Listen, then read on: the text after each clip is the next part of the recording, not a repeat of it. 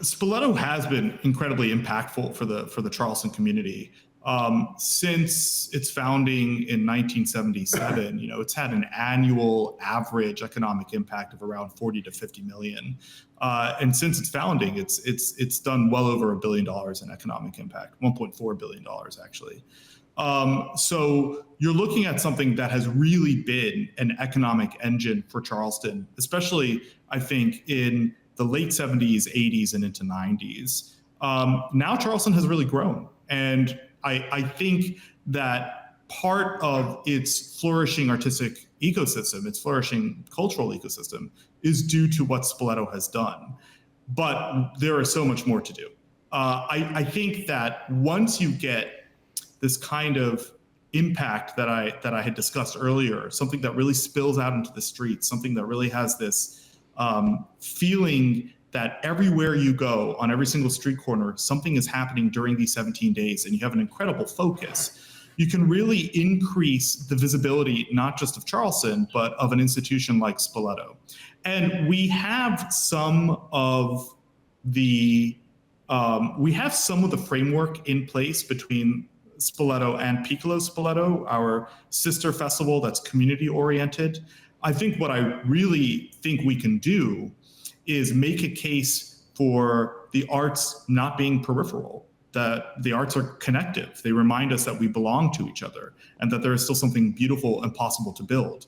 To me, that has an incredible potential for economic impact and economic growth on the city.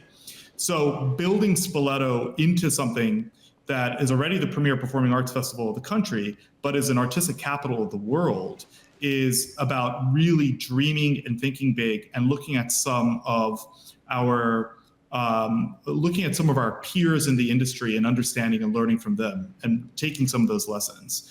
I don't think of Spoleto's peers as opera companies or theater companies or ballet companies or symphonies. I think there are similarities. There are some reverberations with those types of institutions. I think Spoleto's peers are more things like the Edinburgh Festival, or things like the Frieze Art Fair, or things like South by Southwest or Telluride. These events that really focus economic impact and capital in a specific period of time.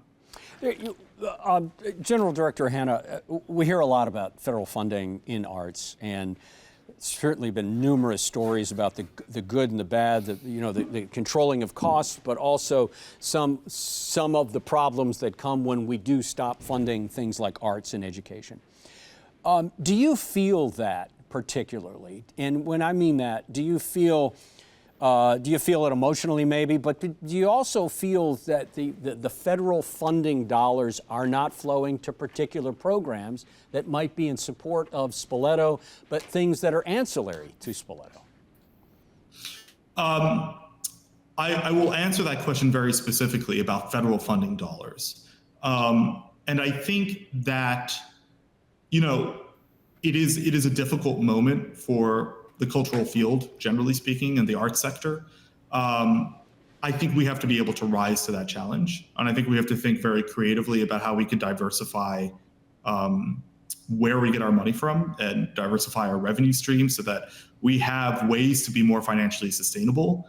And I think that at the forefront of all of our collective imaginations, of our public imagination, is the understanding that the arts should be an act of public imagination. It's more than just a celebration. I think about some of the words that Joe Riley said, that the former mayor of Charleston, that the arts can serve as an example and inspiration to a community in its search for justice, equality, humanity, and excellence. So yeah, we're certainly in an age of political division and cultural cynicism, but to me, I always want to put the arts at the front of people's minds to help us, to remind us how to listen, how to ask questions without rushing to answers, how to sit in dissonance and find meaning, and how they give us tools to be citizens and not just consumers. Mm-hmm.